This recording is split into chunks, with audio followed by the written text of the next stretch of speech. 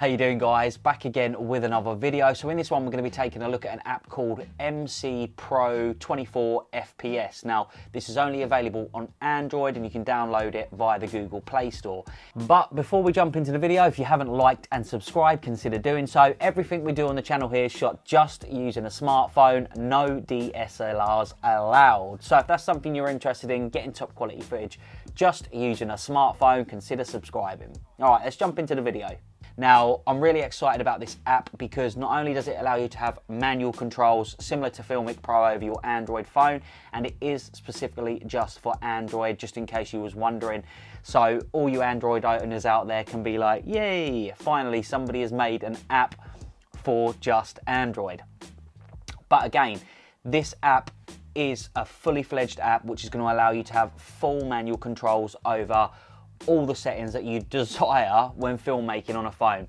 Now, this app has got a lot of really great stuff on it, but first let me get the negatives out of the way. There's not too many about this app. It's just a couple of little things that I'm not really too keen on, but there is a lot of pros to this app. So first of all, starting off with the negatives about this app, number one is there's no sort of 120 frames per second mode on there or 100 frames per second. The max amount of frames per second that you can actually film in with this app is 60 frames per second. So, you know, it's not a major big deal, but I would like them to implement 120 frames per second on there. That would just be awesome. Number two is when you're shooting at the higher frame rates in 60 frames per second, then when you jump back to try and film in 24 frames per second, the app keeps crashing for me anyway on the Galaxy S20 Ultra.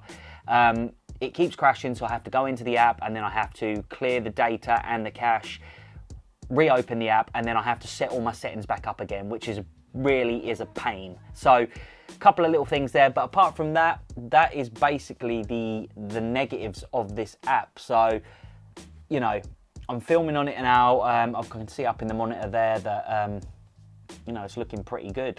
I'm happy with the image quality that's coming out of this anyway. Now, let's talk about some of the pros, and there is a lot of pros.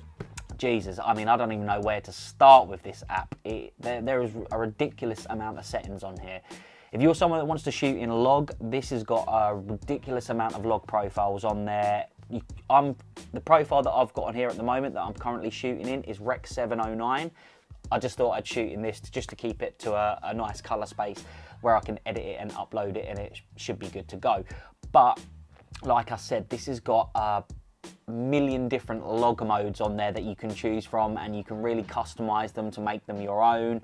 So in terms of if you wanted to shoot in log in 24 frames per second or even 60 frames per second, you can do that on this app, no problem whatsoever. Now, some of the more basic controls on here are going to be focus. You've got focus peaking, and you can adjust your focus with either autofocus like I have now, or you can have touch to focus the object you want and it will lock on. There's also manual focus, so you can manually focus whatever you want. And then you've also, like Filmic Pro, got the ability to set focus points to pull focus. Now, when we look over the other side here, you've got your ISO, and you've also got your shutter speed. Now you can lock the shutter speed in at whatever shutter speed you desire, and also adjust the ISO.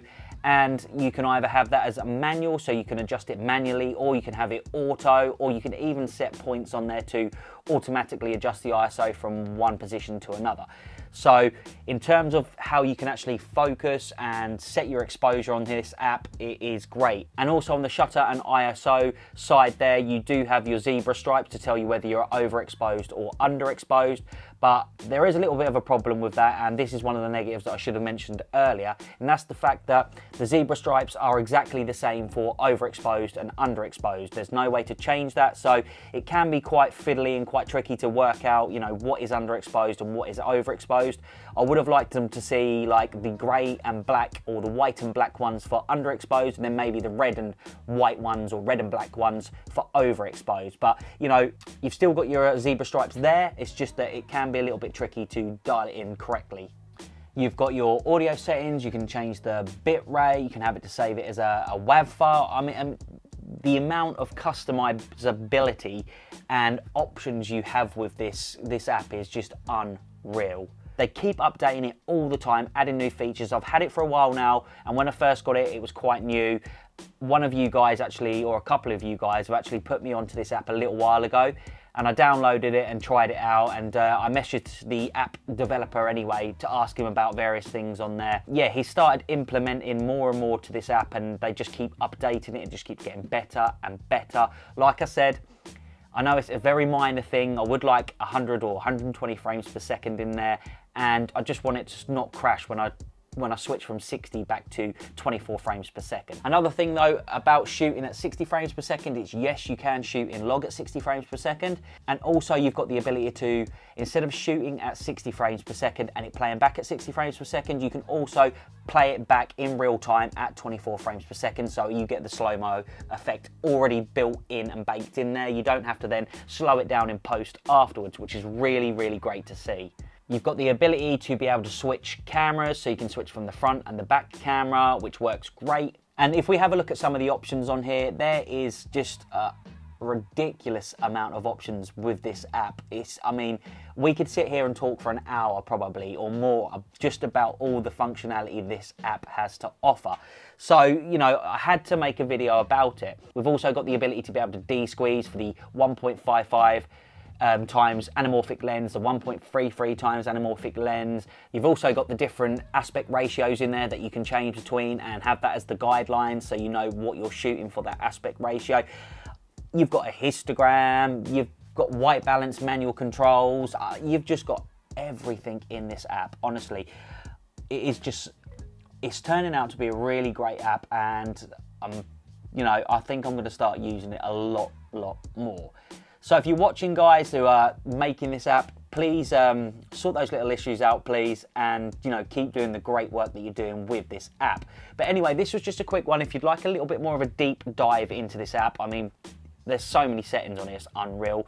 Then let me know down in the comment section below. But I just wanted to bring this to attention, let you guys know that it's out there on the Google Play Store for you to download. So once again, guys, as always, been an absolute pleasure, and I will see you in the next one. Take care. Peace.